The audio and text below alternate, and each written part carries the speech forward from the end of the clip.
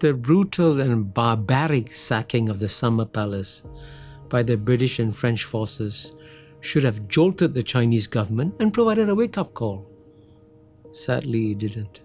Paradoxically, it was Japan, China's smaller neighbor to the east, which woke up in the 1860s in response to the surge of Western power in East Asia. This was paradoxical because China and Japan had been neighbors for over 1,000 years. Even though some Japanese may object to this description, China was clearly the senior partner in this relationship. Japanese culture had inherited many of its key features from China. This included Buddhism, Chinese script, calligraphy, astronomy, architecture, silk, porcelain. Indeed, many Japanese scholars and artists had often looked at Chinese society and culture with reverence. Now, even though China and Japan had fought some wars, such as the Battle of Baekgang in 663 and the Mongolian invasion from 1274 to 1281, their long relationship for over 1,000 years had been mainly peaceful. No countries can compare with China and Japan in terms of the length of their historical contact, 1,500 years. While China had often been the more advanced society in material and cultural terms, it was Japan that leapt ahead with the Meiji Reformation in the 1860s. The young Meiji reformers who overthrew the Tokugawa shogunate and reinstalled the Meiji Emperor in 1868 decided that the only way that Japan could avoid the humiliation that China and India had clearly suffered was to send teams to all the leading Western powers to learn the secrets of the success of Western societies. After doing so, they set about building a strong bureaucracy and a strong military. These were the positive lessons they learned from the West, but they also learned a negative lesson, that the role of stronger powers was to humiliate and conquer weaker powers. One Meiji reformer, Yukichi Fukuzawa, expressed this very honestly. It is better for us to leave the ranks of Asian nations and cast our lot with civilized nations of the West. We should deal with them, namely the other Asian nations, exactly as the Westerners do.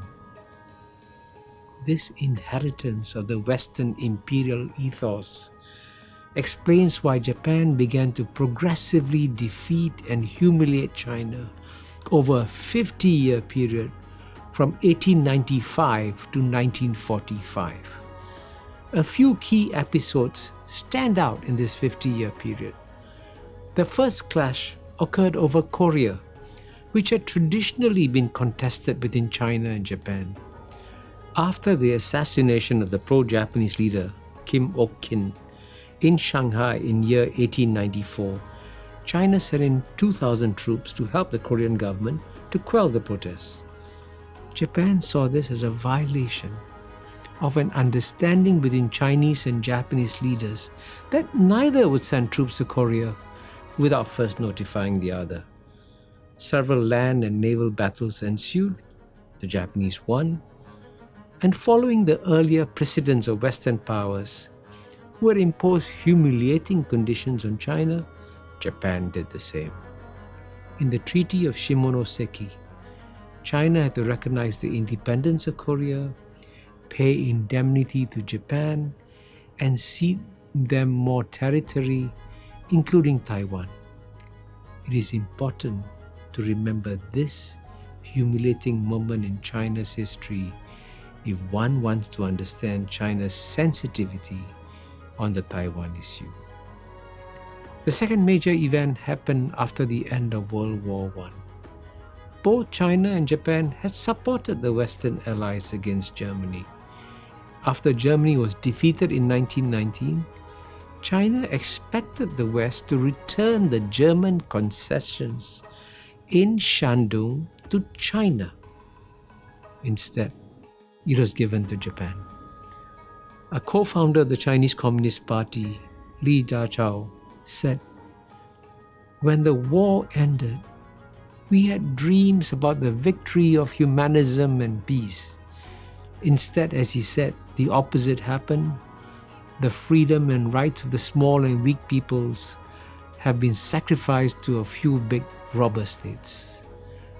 This perfidious act triggered the first mass movement of protests in China, formerly known as the May 4th movement. Symbolically, it is regarded as the first movement that the Chinese people rose to protest against foreign powers. However, as China remained weak and divided, with no central government in place after the collapse of the Qing dynasty in 1911, the humiliation of China continued. Japan launched a full-scale invasion of Manchuria, which had been Chinese territory, in 1931. 6 years later, the Second Sino-Japanese War began, with the immediate fall of Beijing and Tianjin.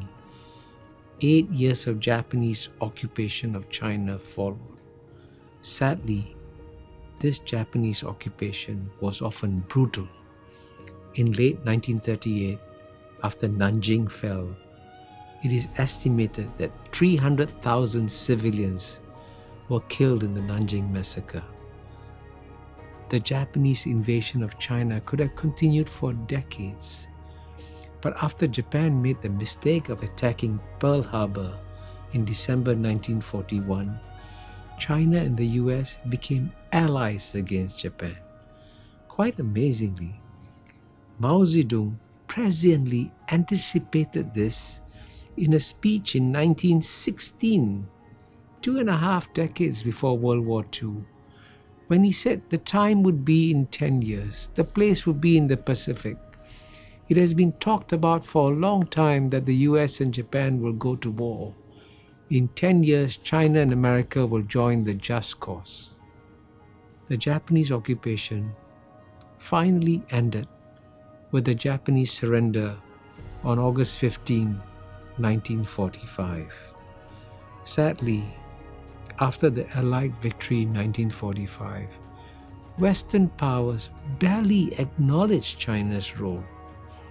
The Oxford scholar Rana Mitter has described China as the forgotten ally, and he observed that China was the first country to face the onslaught of the Axis powers. By holding down large numbers of Japanese troops on the mainland, China was an important part of the overall Allied strategy. 1842 to 1945 is a long period. It is also a relatively recent period. Hence, most Chinese are aware that China had experienced many painful invasions and humiliations. In this time, China was known as the sick man of Asia, and this phrase still hurts. On February 3rd, 2020, when the Wall Street Journal published an article on China entitled "The Real Sick Man of Asia," China expelled 3 Wall Street Journal reporters. Most Americans were puzzled and mystified. Yet if one understands the century of humiliation China suffered, this strong Chinese reaction could have been anticipated. Today, no American newspaper would publish a headline containing the N-word. It brings back painful memories of the recent exploitation of African Americans. Similarly, the phrase, "the sick man of Asia," brings back equally painful memories. So what was America's role in this century of humiliation? We will explore this question in the next segment.